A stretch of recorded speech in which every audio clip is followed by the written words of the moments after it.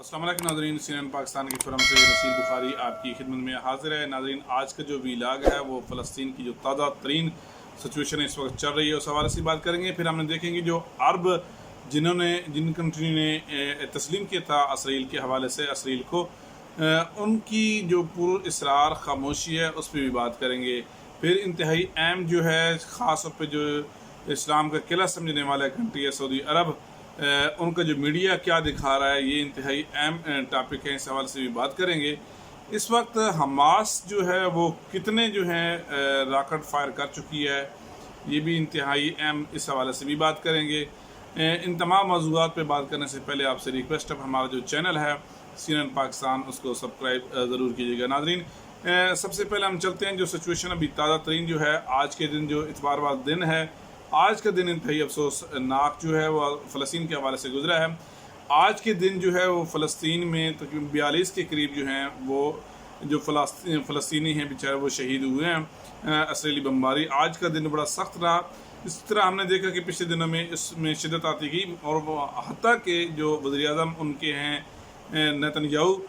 उन्होंने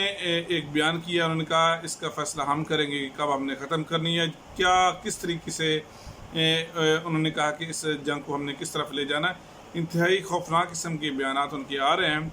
इसी हवाले से OIC का जो इजलास है वो भी जारी है, उसमें क्या फ़ैसले होंगे। मज़म्मत तक तो वो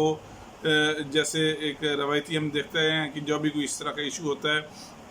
मज़म्मत सामने आती है, लेकिन इस वक्त सऊदी अरब में जो OIC का इजलास चल रहा है उसमें हम देख रहे हैं कि आगे जो इसी हवाले से लाए अमल होगा। ख़ास तौर पे इसमें जो पाकिस्तान और तुर्की हैं उनमें सुने जा रहे, जिस तरह दोनों कंट्री की जो सरबराहान हैं उनके दरमियान भी टेलीफोनिक एक गुफ्तगू हुई है,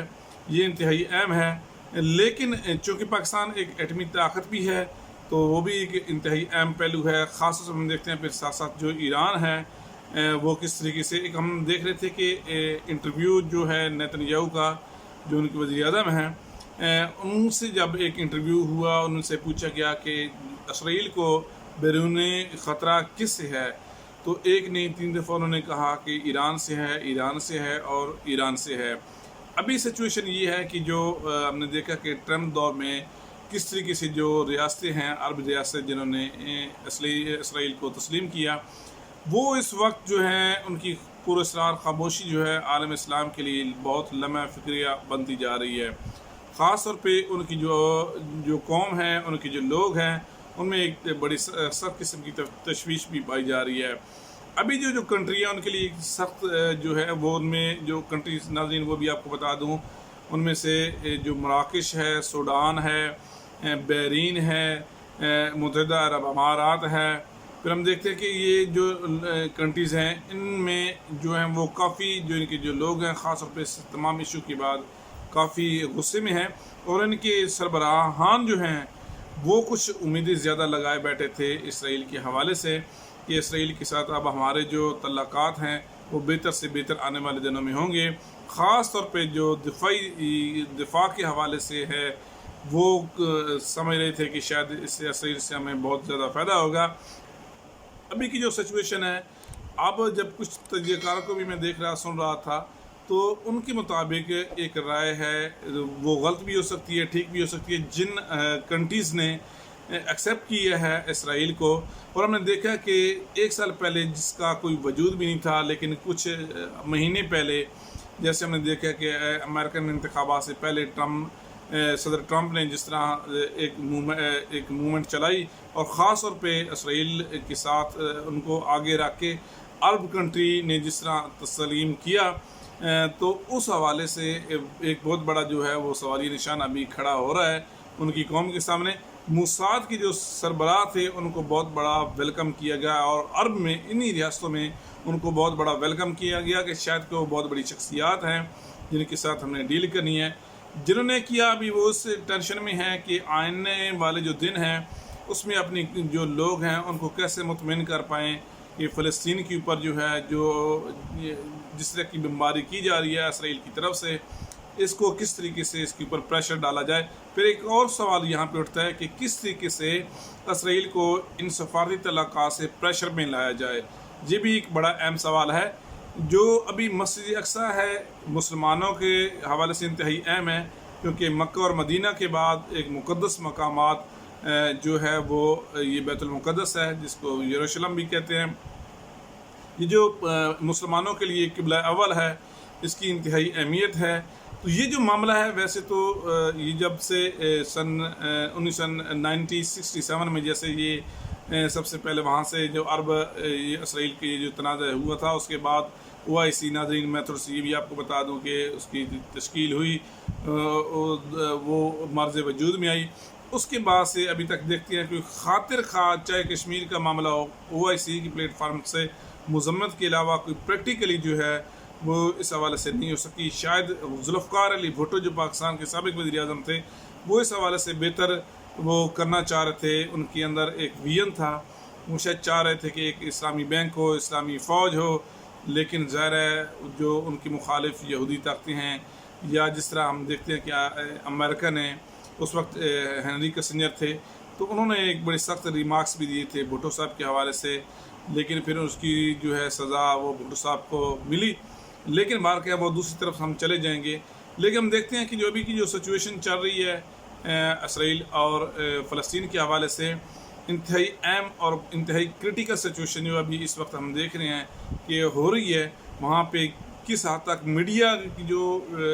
ہاؤسز ہیں ان کو بھی خاص، جس طرح ہم نے دیکھا کہ پچھلے دنوں الجزیرہ کی جو بلڈنگز ہیں کس طرح اس کو پھر ان کی جو ایک ٹاور تھا، ایک بہت بڑی بلڈنگ تھی غزہ میں، کس طریقے سے اس کو ہٹ کیا گیا۔ ابھی کی تک جو سچویشن ہے تقریباً 188 کے قریب جو ہیں فلسطینی شہید ہو چکے ہیں، اور ہزاروں کے حساب سے جو ہیں وہ جو فلسطینی ہیں وہ زخمی ہو چکے ہیں۔ انتہائی ناظرین ایک اور جو افسوسناک واقعہ وہ یہ ہے، وہ ابھی آپ کے ساتھ خبر شیئر کروں، جو خاص طور پہ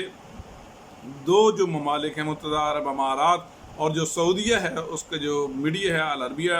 وہ کس طریقے سے جو رپورٹنگ کر رہا ہے انتہائی افسوسناک ہے۔ وہ اسرائیل کے ساتھ ساتھ جو خاص طور پہ جو اسرائیل جس طرح کی وہ مظالم اٹھا رہا ہے، وہ تو خیر ظاہر ہے کسی کو ڈکا چھپا بھی نہیں ہے، نہ ہی چھپ سکتا ہے، کیونکہ آج کل سوشل میڈیا کا زمانہ ہے۔ تو جیسے اس طرح کی سچویشن ہوتی ہے اور اس حوالے سے مختلف جو انٹرنیشنل جو نیوز پیپر ہیں، انٹرنیشنل جو ٹی وی چینل اس حوالے سے کور کر رہے ہیں، تو ساتھ ساتھ جو ان کا جو منفی کردار وہ سعودی عرب کا اور UAE کے سامنے آ رہا ہے، متحدہ عرب امارات کا، وہ یہ ہے کہ یہ چیز بھی دکھا رہے ہیں جو اسرائیل کا جو پوائنٹ آف ویو ہے اور اسرائیلی پوائنٹ آف ویو کے ساتھ کھڑے ہیں، وہ یہ بھی بتا رہے ہیں کہ کس طریقے سے جو حماس ہے وہ لوگ کس طرح ان کو حملہ کر رہے ہیں، پھر کس طرح سے سارے وہ بج رہے ہیں اسرائیل کے اندر۔ تو یہ ایک ان کے جو منفی کردار ہے، یہ بھی دونوں ممالک جو ہیں وہ شاید بیلنس کرنے کے لیے، خاص طور پہ میں ناظرین میں یہ کہوں گا کہ اس سچویشن میں جس طرح وزیر اعظم پاکستان نے بھی ان کے ساتھ ملاقات بھی کی، جو حالیہ وزٹ بھی تھا، اور اس سے پہلے بھی جس طرح ٹیلی فونک ٹاک ہوئی، شاید پاکستان کو کنونس کیا جا رہا تھا سعودی عرب کی جو بادشاہ ہیں محمد بن سلمان کی طرف سے، لیکن وہ خود بھی چاہ رہے تھے کہ اسرائیل کے ساتھ جو ہیں ہمارے تعلقات بہتر بنے۔ اس وقت انہوں نے اس حوالے سے سکون کا سانس لیا ہوگا کہ شاید یہ اگر ایکسیپٹ کر لیتے ان کے لیے ایک بہت بڑا چیلنج بن جاتا۔ تو ابھی وہ بھی آبزرو کر رہے ہیں، جس طرح ان کا میڈیا ان کو دکھا رہا ہے وہ بھی آبزرو کر رہے ہیں، لیکن ساتھ ساتھ جو 3 کنٹریز ہیں جس میں اردن ہے، مصر ہے، یہ جو کنٹریز ہیں، یہ ان کا ایک وہ چاہ رہی ہیں کہ اس حوالے سے جو ہے وہ ثالثی کرائی جائے۔ لیکن یہاں پہ ایک اور افسوسناک خبر یہ ہے کہ جو بائیڈن نے جس طرح کے انہوں نے بیانات دیے، تھوڑا پریشر بلڈ اپ کرنے کی کوشش کی اسرائیل کے اوپر، اور خاص طور پہ ہم نے دیکھا جس طرح کوئی خاطر خواہ کوئی اس حوالے سے کوئی مؤثر کوئی افیکٹو بیان جو ہے جو مین عالمی طاقتیں ہیں ان کی طرف سے، اور خاص طور پہ اقوام متحدہ کی جو سیکرٹری جنرل ہے ان کی طرف سے بھی جو بیانات ہیں وہ بھی